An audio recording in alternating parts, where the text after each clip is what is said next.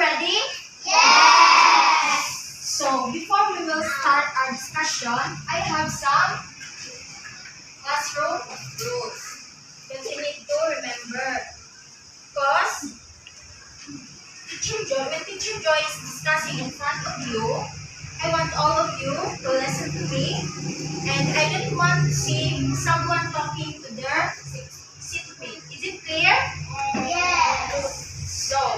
So let's start.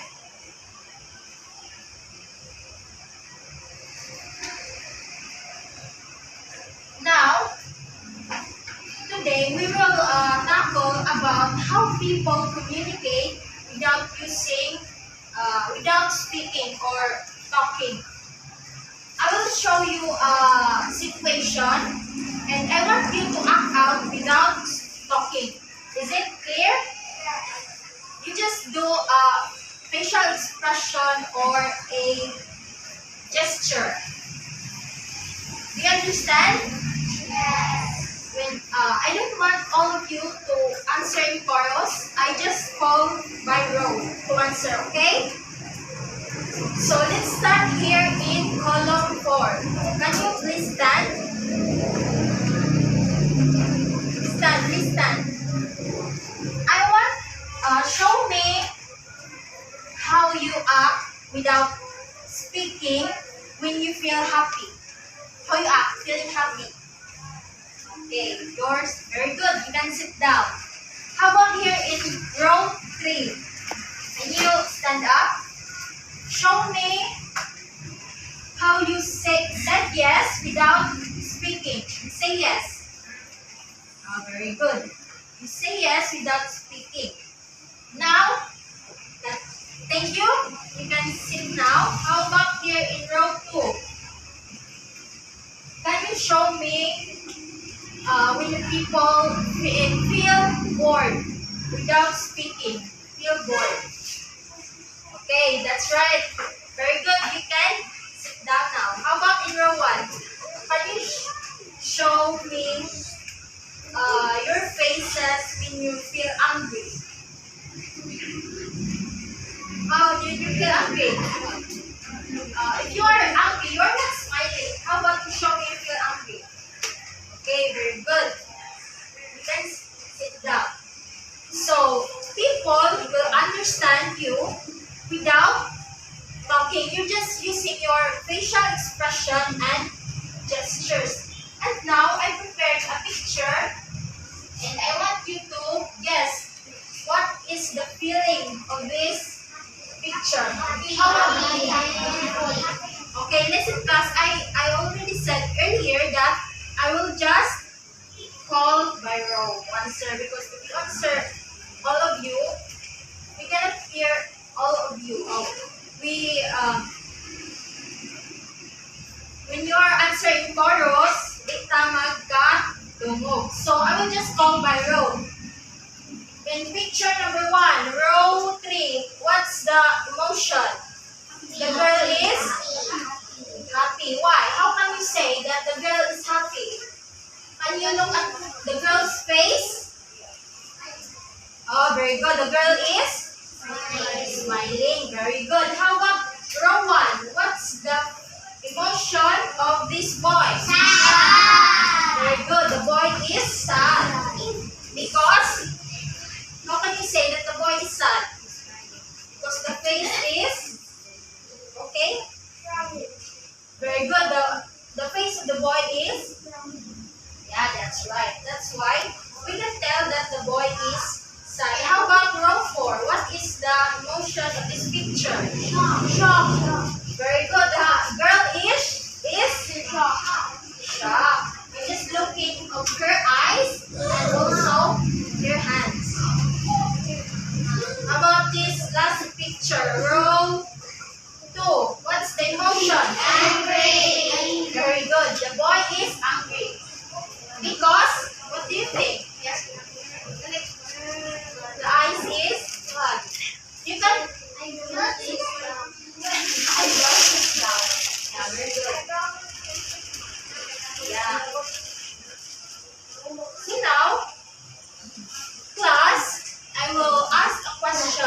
do you think it is important to use different facial expression and gestures in communication? Okay, you can stand. Please stand. Very good. So that people can understand us without using any words. What's your name?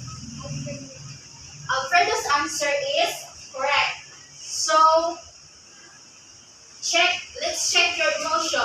How are you feeling today? Are you happy? Happy because? You are happy because? What? Okay. You're happy because you are at school.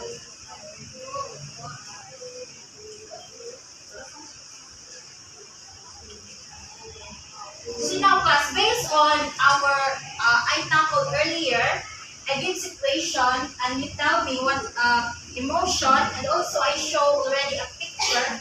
What do you think is our topic this morning? Huh? Who answers? Can you please stand? What's your name? Jande, what's our topic? Feelings. Very good. We're gonna tackle about feelings. Another answer? Okay? What's your name? What's your name? Okay, please stand, Lawrence. What's our topic this morning? Possible topic. What? Yeah, that's also correct. So our topic this morning is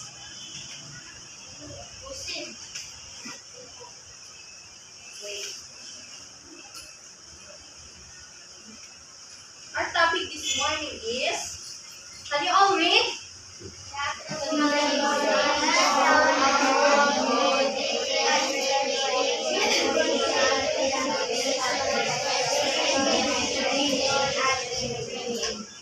Very good. Our topic is recognizing tone and mood in interpreting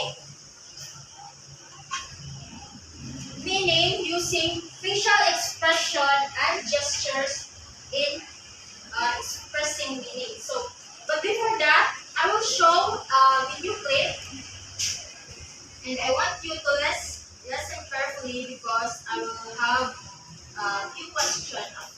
Hello everyone! Welcome back to my channel. Today I will be sharing another helpful tip we can use during presentations. Gestures and facial expressions. First, let's talk about gestures. Gestures are hand movements to go along with what you're saying. They're used to emphasize certain points. So, why are gestures important? Well, not having gestures will make you seem very stiff and not very relaxed. Gestures make you seem more natural and like you're in a totally normal conversation. But also, make sure you don't overuse them. Don't be waving your hand all over the place, because then it'll be too distracting. Let me show you how gestures work. I will be reading this short paragraph about my dad making pizza for me at my birthday party, and my speech will not have any gestures. My dad made 2 pizzas for everyone at my birthday party. One pizza was a veggie pizza, and the other was a fish and chicken pizza. He even made a special pizza just for me. It was twice the size of my head. I can't believe I ate the whole thing, and it was delicious. How did you feel when I read that paragraph without gestures? Not too relaxed? A bit odd? Probably. To show you the difference between a speech with no gestures and a speech with gestures, I'm going to do it again. But this time, my speech will be accompanied by gestures. My dad made 2 pizzas for everyone at my birthday party. One pizza was a veggie pizza, the other was a fish and chicken pizza. He even made a special pizza just for me. It was twice the size of my head. I can't believe I ate the whole thing, and it was delicious. Now you see how gestures can make our speech more lively and engaging, right? That's why we need to have gestures in our speeches. Without them, we make our audience feel awkward and uncomfortable. Alright, let's move on to facial expressions. So, what exactly is facial expressions? From the name, you can probably tell it's the emotions that show on your face. Pretty simple, huh? Well, why is proper facial expression important when we're making a speech? We need to have our face match our story. People would think you're a heartless monster if you told the story of a dying dog with a happy face. You need to look concerned and sad to get the emotions out. If you told a happy story with a sad face, no one would sense a single bit of joy from that story, and that would totally defeat the purpose of our presentation. That's why we need to have appropriate facial expressions when giving a speech. Here's an example. I'm going to read a quote from Harry Potter, The Order of the Phoenix. Here, Harry is very angry. As I read, I will show anger on my face.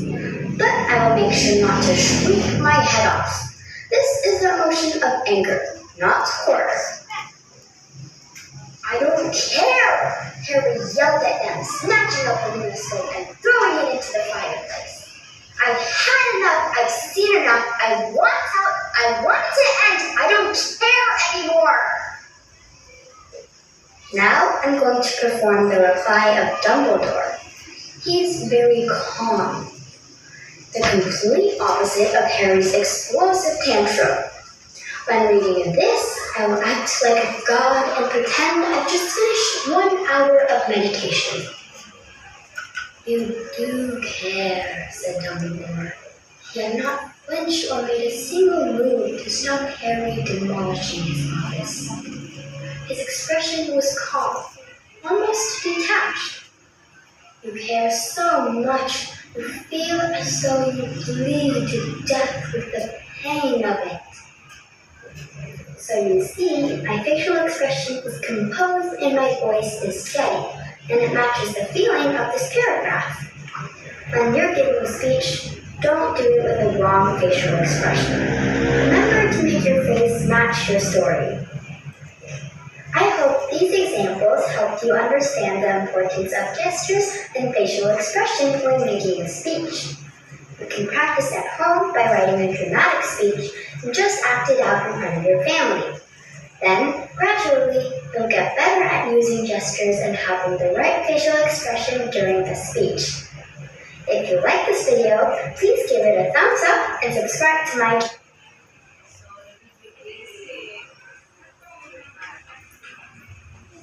I have a few questions in about your learning in the review. So, what's your name? Can you stand? Can you choose a number here? Can you choose a number? Okay, you can sit now. Number 9. So the lucky winner to answer the question is Ansel. Okay, it is stand Ansel. So, based on the video clip that I will show you, what do you think is the video all about? Do you think you can answer? Just try. What do you think? The video is all about what? About pizza. Okay, can you choose a number again? 15. So number 15, can you help Ansel? Miss Shalaya? What's my Shalaya? Okay, Shalaya, what do you think the video all about? It's about what?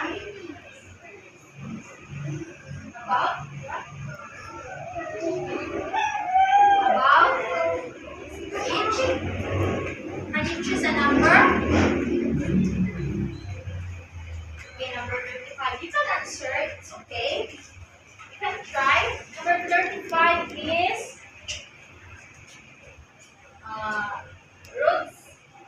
Rhodsley. What's Rhodsley? Rosie, what do you think the video all about? What the girl's doing in the video? The girl's using her what? Very good. The girl is showing different kind of motion. Rosie is correct. So, did you, Rosie, can you stand up again and choose a number? Okay, number 4. Pose Maria. Okay, again, pick a number again. Okay, number 10. Pose Jennifer. Okay, can you stand up, Jennifer? So, based on the video clip, did you see different kind of gestures and emotions in the video? Oh, happy. What else? The girl show happy emotion. What else? What? Sad. Very good. You can sit now. The girls using different emotion like happy and sad emotion. So, Jennifer, can you choose a number? 26. The last question goes to Princely. Who's Princely? So, Princely, what do you think the girl in the video using different kind of emotion and gestures? Ano ko daw ang body dito sa video, nag-use man of different emotion and gestures. Oh, yeah, sad. Ano man, like, ano man siya, like, example, like sad, situation, and also, the girl make it happy. What do you think? Para, sama. Can you choose a number? No? Number 20. Who's Mark? Louis? Yeah, Mark Louis. Instead, why do you think Mark Louis, the girl, use different kind of emotion and feelings while delivering the speech? What do you think? Let the viewers what? Let the viewers express and Okay. Think about different kind of situation. Very good. Let's sit down to it. The girl using different kind of gestures and motions in different situations in delivering the speech in order to us to understand more, because if you just talking like a robot, for example, you are angry, but you just say, I'm angry. Do you think the people will understand that he is angry when she don't use gestures and emotion? When you say, I'm angry, you're shouting, but not too much. And you're using a gestures, like clenching your fist like that. It means you are showing angry emotion. Correct. So, let's discuss now. So, what is stone? Do you have any idea what is stone all about? Okay? You can answer. Tone is tuno, the way we talk. It's our tuno, tone.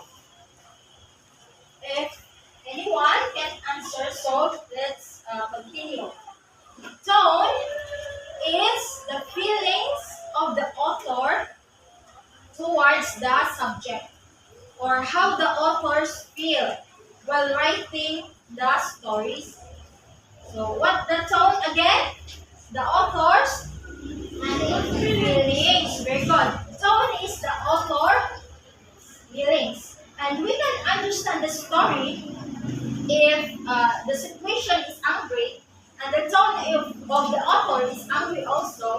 So we can say that the story is showing an angry emotion.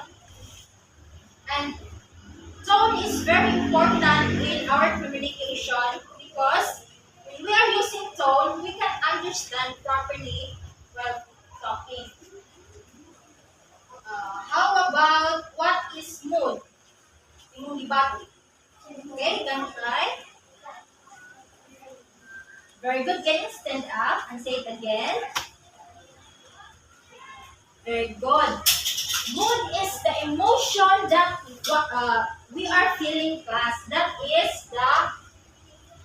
is mood. So while the tone is the author's feeling towards the math subject, while the tone is the feeling that we get in the story while we read. When we read a happy story, so we can feel a happy mood. When we are reading a scary story, so we feel also scared. Very good. That's the mood. And next is, remember that understanding the tone and mood, it can enhance our reading experiences because we can understand properly the story by just analyzing the tone of the story and the mood, the way you feel to the story. So the next is facial expression. Our facial expression it also adds meaning when we are talking. So it is important to show we can do different kind of facial expression, right? When we are happy, when you are not talking to that person or to your friend, but just looking at her face, that she is smiling, it means your friend is happy. Very good. When your friend is have a teary eye and sad face, it means your friend is sad. Very good. That is the use of our facial expression. So now, class, we already discussed the tone. What the tone again? Is the author's feelings. Very good. Tone is the author's feelings. How about the mood? Your feelings that you get from the author's stories. Very good. How about the facial expression? Facial expression, by the way, is an example of non-verbal cues. Do you know what is non-verbal cues? Class? You don't know? So non-verbal cues is you are not talking, but you are sending. We communicate without words. It is useful, class, especially to the deaf people. Do you have na may kailangan deaf? You have? They are just using what? They are just using hand signal, right? Yeah, they are just using hand signal, and it is very important. By just using our gestures, we can understand what is the meaning, or that person express what is the feeling. So now that we are done discussing about the tone, the mood, and the facial expression, so again, I have a question based on your understanding. You already know what's tone? What's tone again? Author's feeling. How about mood? Your feelings towards the story. And what is nonverbal cues? Nonverbal cues is communicating without saying a word, and one example is our facial expression. Very good. So, I would choose. I have a question for you. What's your name again? Alfred? Roy? Can you stand Alfred Roy? Alfred Roy. What is our topic this morning again? We're talking about Very good. We are learning facial expression and gestures. Thank you, Alfred. So another question, class. This side. Can you stand there? Ready? You? What's your name? Can you stand? Just try to answer the question. Can you stand?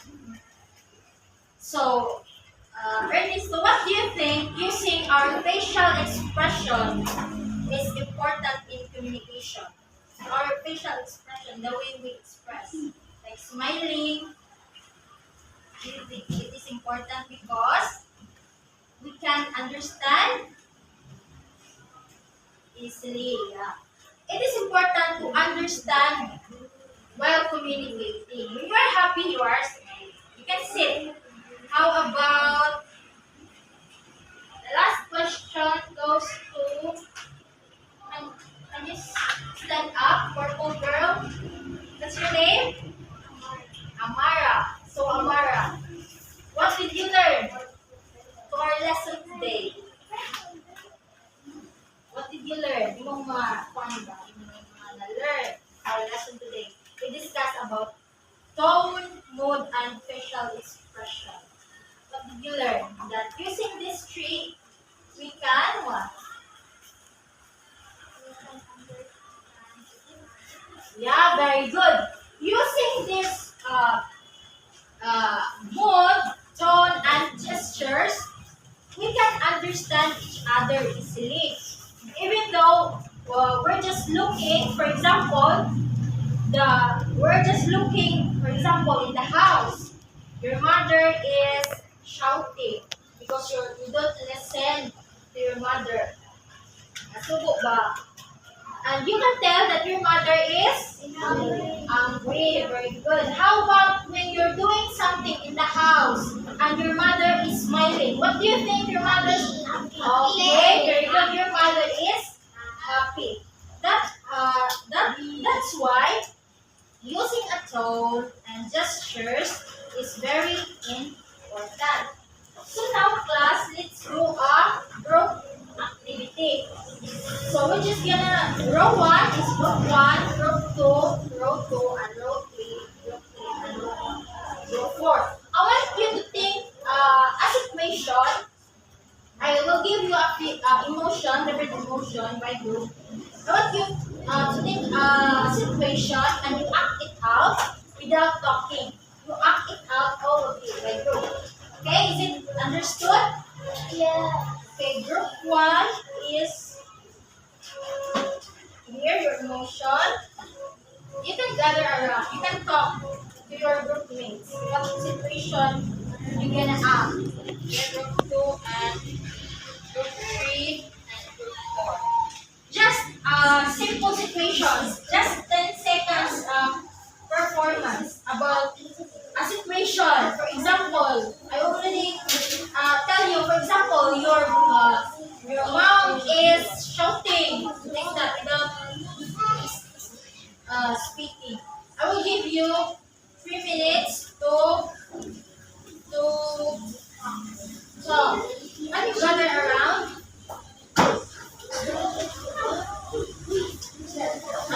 Take a situation.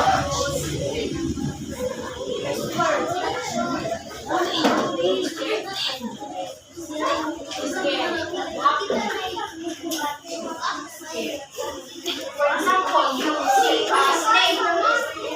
You're scared.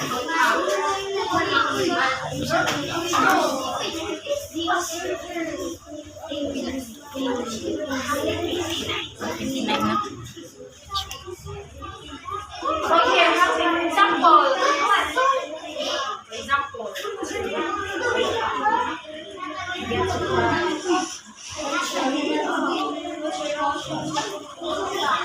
in your group, you upload you, not just what's your name? 5. 2. Or do you want all of you to participate? All of you. Who want to participate first? And don't say your remember, don't say your emotion because other group will guess.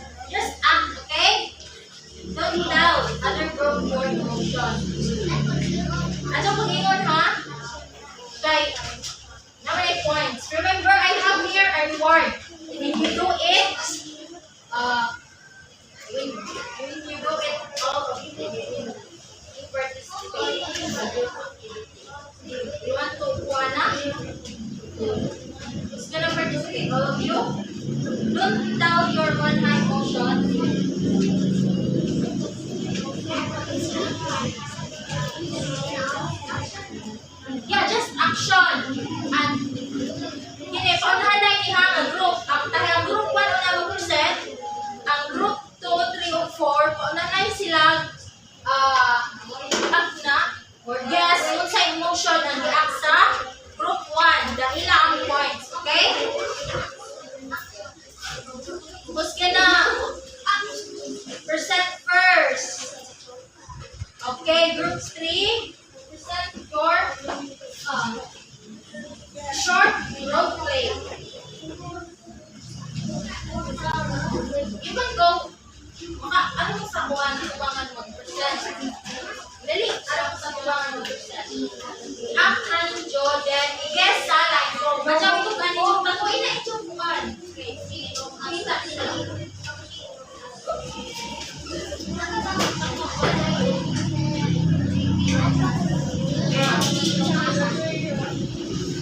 Before you present, listen group 3. Before you present, you greet one person.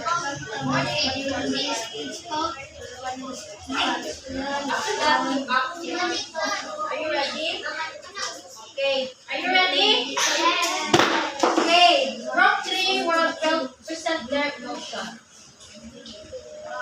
Good morning, everyone. We are Group 3. You act your emotion. A short role play. Okay. What's your emotion behind? You act. 1, 2, 3. A situation. Who wants to first? Yes, I will answer. What's your name? Oh, you can answer it first. The emotion of the group 1 is, group 3 is? Sad. Okay, thank you. You can sit now. Sad. Okay, group 1. Present now. Your emotion. You will guess, huh? Your name is the one who is Good morning, everyone. Okay, 1, 2, 3, go! Start! Good morning, everyone. We are Group 1. Okay, 1, 2, act na your emotion.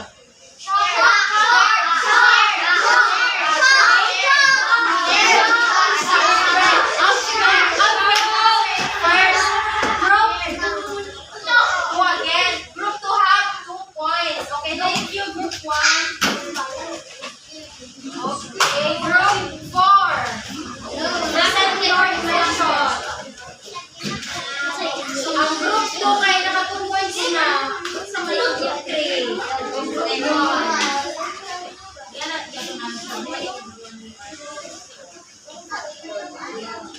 One, two, three. Good morning, everyone. We are Group 4.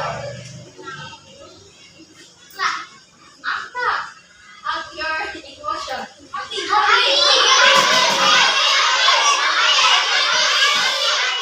Wait, what's your name?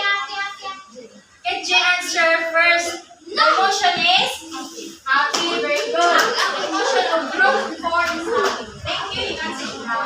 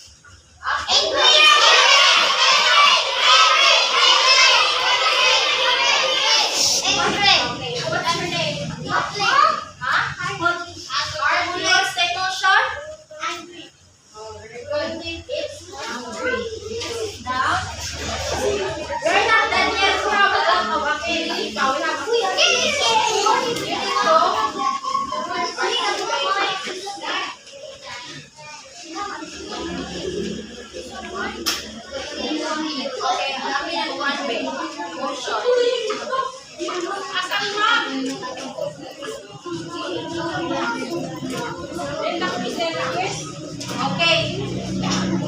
Now that we are done in our group activity, now to dive individual activity. So get your pencil first.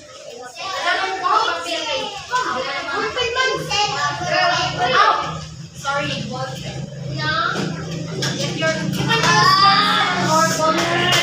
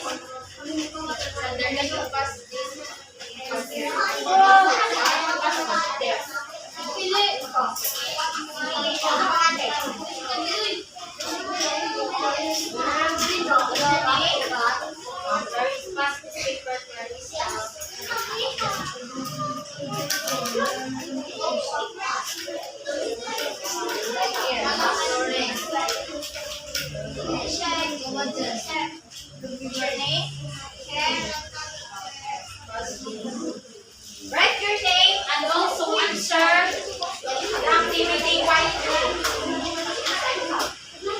I will just give you 3 minutes to answer.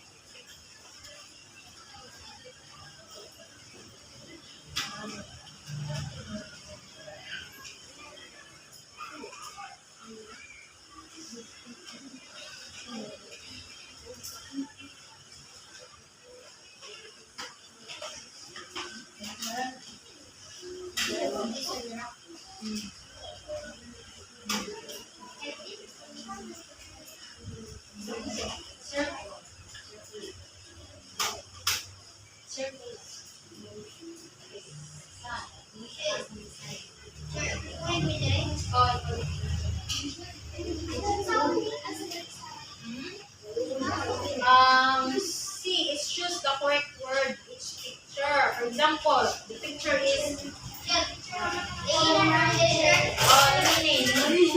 very good. C, Alfred. Circle. Okay, for example,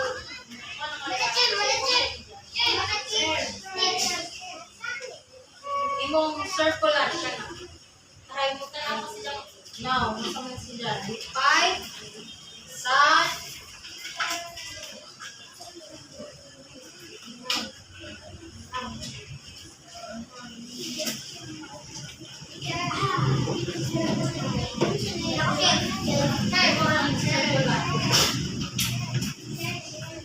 oh yeah, circular.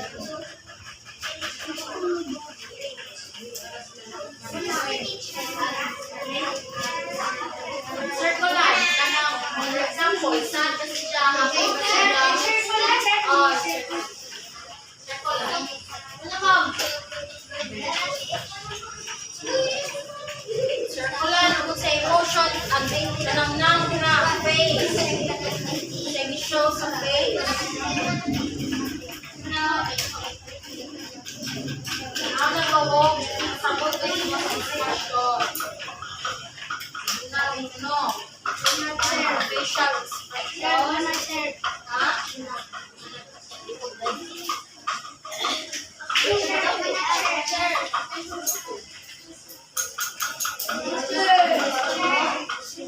No.